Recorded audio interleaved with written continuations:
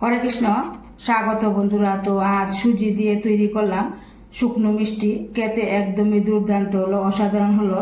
তো আমি কিভাবে এই শুকনো মিষ্টি তৈরি করলাম আর একদম অল্প উপকরণে কম সময়ে এই শুকনো মিষ্টি তৈরি করলাম।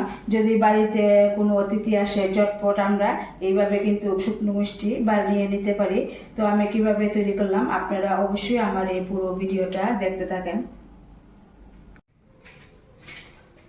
তো এই মিষ্টিটা তৈরি করার জন্য আমি এক বাটি সুজি নিলাম। তো সুজি আগে একটা বাটির মধ্যে নিয়ে নিতে হবে, নিয়ে নিলাম। এবার দিয়ে দিতে হবে ময়দা। তো এখানে আমি 1 চামচ ময়দা দিয়ে দিলাম। এবার দিয়ে দিলাম চিনি, 1 চামচ চিনি, সামান্য পরিমাণে বেকিং পাউডার। তো এবার জল দিয়ে গুলে নেব, অল্প অল্প জল দিয়ে এইভাবে একটা ডোর মতো তৈরি করে নেব। তবে এখানে আমি নর্মাল টেম্পারেচারের জল নিলাম।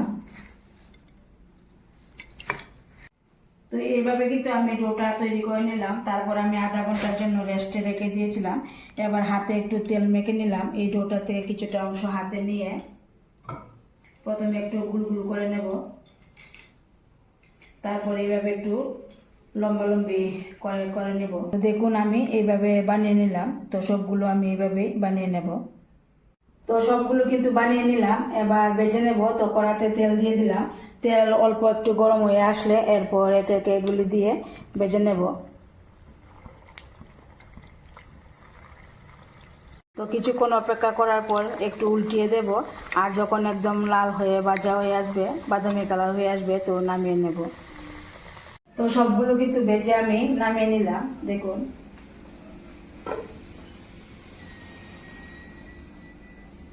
আর এদিকে আরেকটা কড়াতে আমি চিনি শিরাটা তৈরি করব। তো এখানে আমি পরিমাণ মতো চিনি দিয়ে দিলাম আর 2টা এলাচ দিয়ে দিলাম। তো এটা 10 থেকে 15 মিনিট জাল করে নেব। তো চিনি শিরাটা দেখুন এইভাবে একদম ঘন করে তৈরি করতে হবে। তো এবার ভেজে রাখা এই মিষ্টিগুলো দিয়ে দিতে হবে, দিয়ে দিলাম। দিয়ে দেওয়ার পর কিছুক্ষণ এখানে জাল করে নিতে হবে।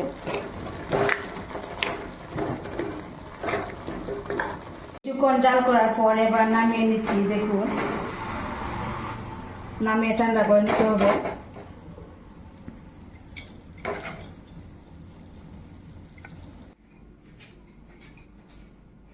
তো নামিয়ে দেখুন ঠান্ডা করে নিলাম। এই যে সুজি দিয়ে শুকনো মিষ্টি তৈরি করলাম, একদমই দুর্দান্ত হলো, খেতে অসাধারণ হলো।